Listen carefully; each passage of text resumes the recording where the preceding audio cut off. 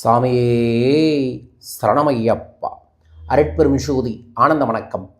அன்பர்களே, சோடசக்கலை 16 லட்சுமிகளும் ட்ரினிட்டி என்கின்ற 3 தெய்வங்களின் வாயிலாக இந்த பிரபஞ்சத்தில் யார் யார் என்ன செய்கிறார்களோ அவர்கள் செய்யும் எல்லா செயல்களும் அப்படியே நடக்கட்டும் என்று ததாஸ்து என்று ஆசிர்வதிக்கக்கூடிய தெய்வீகமான ஒரு நேரம்.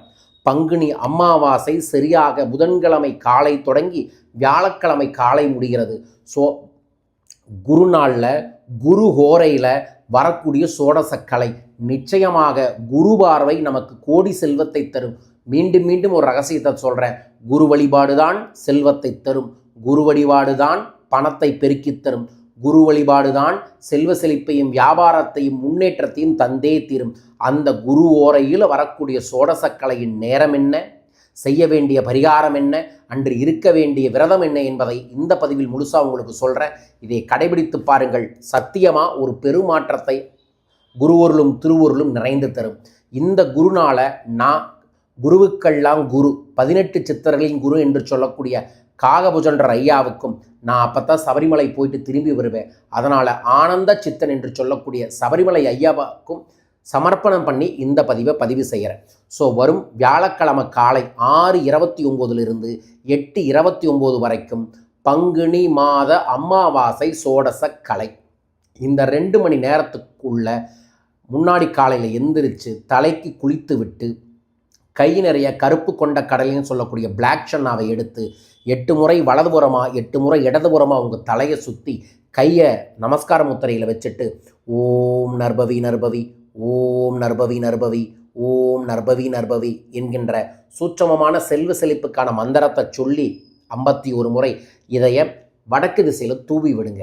அதற்கப்புறம் அந்த 2 மணி நேரத்துக்குள்ளே ஒரு தட்டு நிறையா நீங்கள் கருப்பு கொண்ட கடலையே போட்டு அதற்கு சென்டரில் ஒரு நெய் அகல் விளக்கு ஏற்றி அதற்கு முன்னாடி கருப்பு கொண்ட கடலையை முந்தின நாளே ஊற போட்டு ஒரு சுண்டலை தயார் பண்ணி வச்சுட்டு முடிஞ்சால் மஞ்சள் நிற இனிப்பையோ மஞ்சள் நிற சாதத்தையோ செஞ்சு வச்சுட்டு அந்த தீபத்திற்கு முன்னாடி நீங்கள் உட்கார்ந்து ஒரு பிரியாணி இலையில் இந்த சோடசக்கலையில் உங்களுக்கு என்ன கிடைக்கணும், பணம் வேண்டுமா, செல்வம் வேண்டுமா, நகை வேண்டுமா, ஆரோக்கியம் வேண்டுமா, குழந்தை பாக்கியம் கிடைக்க வேண்டுமா, திருமணம் நடைபெற வேண்டுமா அப்படின்னு என்னவாக இருந்தாலும் சரி அதை அழகாக ஒரு பிரியாணி இலையில் எழுதி பிரியாணி இலையில் புணுகு தடவி மஞ்சள் தடவி அந்த தீபத்திற்கு முன்னாடி வச்சுட்டு அந்த தீபத்தை நோக்கி என்ன விஷயம் நீங்கள் கேட்குறீங்களோ அது நடந்துருச்சு, கிடைச்சிருச்சு, நீங்கள் அதை ஆனந்தமாக அனுபவிக்கிறீங்க அப்படிங்கிற நன்றி உணர்வோட அந்த தீபத்தை நோக்கி ஓம் ரிங் வசி வசி, அவ்வளோதான், வசி வசி அது கிடைச்சிருச்சுன்னு நான் நினச்சி நன்றி தெரிவிக்கணும்.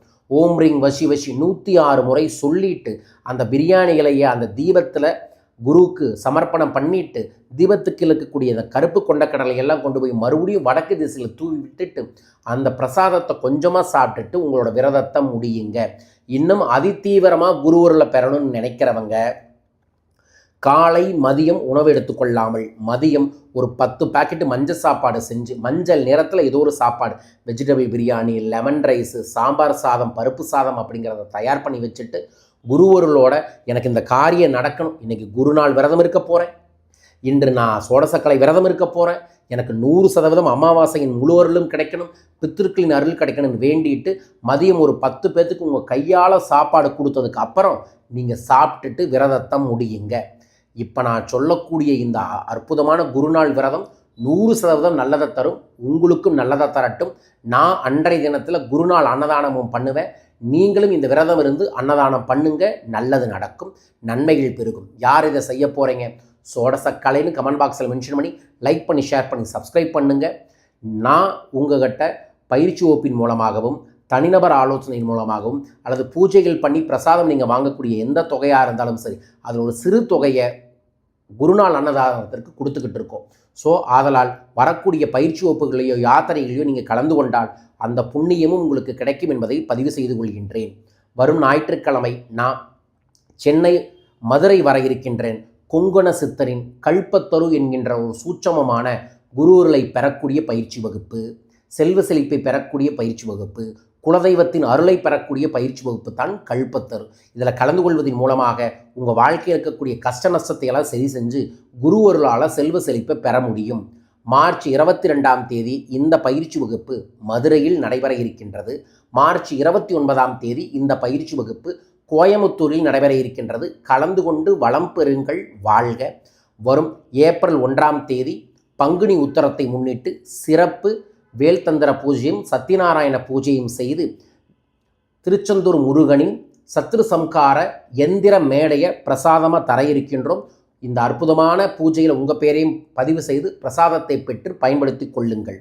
ஏப்ரல் 5ஆம் தேதி நான் இலங்கை வர இருக்கின்றேன். இலங்கை அன்பர்கள் நண்பர்கள் என்னை சந்திக்க பயிற்சி வகுப்பில் கலந்து கொள்ள தொலைபேசி எண்ணில் தொடர்பு கொள்ளுங்கள்.